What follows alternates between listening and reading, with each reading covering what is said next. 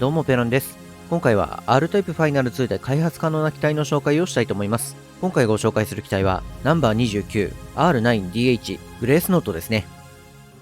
グレースノートは初期機体のシューティングスターからの派生機体で、圧縮波動砲の照射時間を伸ばすことを目的として開発された機体ですが、並行して開発された R9D 直径シリーズの開発予算削減の原因となってしまった R9DH シリーズの最初の機体ですね。プロジェクトの移行によって結果的に R9D 直径シリーズを製造中心に追い込んだ機体ですが、この機体から派生していった後継機のことを考えると、その判断は間違っていなかったと言えるんじゃないでしょうか。フォースは近接戦闘に強いディフェンシブフォースが搭載されており、序盤から使用可能な機体の中でもレーザーの破壊力が高いのが魅力のフォースだと思います。赤のツインレーザーはバイオに反応して場所を入れ替わるように移動するレーザーを2本発射します。一発ごとの破壊力が高く、バイドの盾になる部分も回り込むように攻撃することが可能なため、使い慣れてくると汎用性の高さを実感することができる装備ですね。注意点としては、先に発射したレーザーが消えないと次が発射できない仕様のため、距離感を誤ると隙が大きくなってしまう点が挙げられますが、基本的にはレーザー1本分の長さに合わせた距離感で戦うことを意識すると、軌道を変えるレーザーの特性と破壊力を最大限活かした状態で戦うことができると思います。青の着弾分散レーザーは斜めにレーザーを発射し、着弾地点に継続ダメージを与える円錐状のダメージエリアを形成する仕様になっています。長弾はしないため、細いレーザーを直接バイドにぶつける必要があり、初心者には若干扱いづらく感じるかもしれませんが、最高難易度の R タイプは3でも通用する破壊力を持っているレーザーなので、使いこなせるように練習する価値は十分あると思います。私も最初は避けていましたが、いろいろな機体で遊んでから改めて使ってみると、火力のゴリ押しで突破できる着弾分散レーザーは優秀な装備だと改めて感じましたね。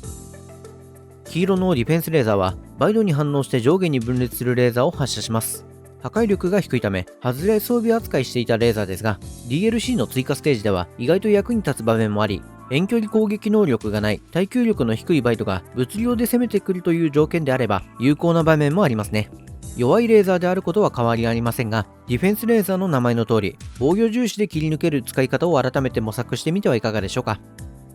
次にフォースを切り離した後の状態についてですが、上下にフォースショットを発射する弾幕型になっています。使い慣れないうちは扱いづらいかもしれませんが、地形で死角になっている場所を攻撃したり、レーザーや波動砲では解決できなかった問題も、フォースショットを使えばあっさり解決できたりするため、苦手意識を持たずに色々と試してほしいですね。特にフォースを思い通りの位置に誘導できるようになると、このフォースショットの良さを実感しやすいので、ウロボロスの動きに合わせてぴったり誘導できるように練習してみるといいと思います。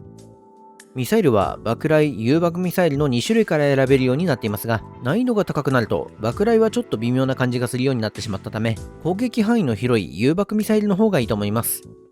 波動砲は持続式圧縮波動砲が搭載されており、圧縮波動砲に比べて照射時間を伸ばした代わりに破壊力は低下してしまったみたいですね。当たり判定が大きく、雑魚を投げ払うのには適した波動砲ですが、最大火力を出すためには波動砲を当て続ける必要があるため、弱点部分の露出時間が少ないボスに対してはあまり有効とは言えない仕様になっており、照射時間が伸びたことも一概にいい点ばかりではないと思います。持続式圧縮波動砲は単体火力よりも複数のバイドにダメージを与えることが可能な状況を最も得意としていますが、持続型の波動砲は波動砲を発射している間もレーザーを同時に撃つことが可能になっているため、破壊力の高いツインレーザーや着弾分散レーザーを同時に撃ち込めば単体火力も申し分ない威力になっていますね。グレースノートはそれぞれ得意な分野がはっきりと分かれている装備ばかりを搭載した機体ですが、装備の特性を理解すれば各装備の欠点を補えるバランスのいい機体となっており、遠距離からの攻撃は持続式圧縮波動砲、近接戦闘ではレーザー主体の波動砲との合わせ技を駆使して戦うことが可能な優秀な機体だと思います。もちろんシリーズの最終機であるコンサートマスターの方が強いのは間違いないですが、同時期に開発されていたモーニングスターの開発予算を奪う形になった背景などを持ち、R9D シリーズの大きな分岐点となったグレースノートで遊んでみてはいかがでしょうか。では最後までご視聴ありがとうございました。またね。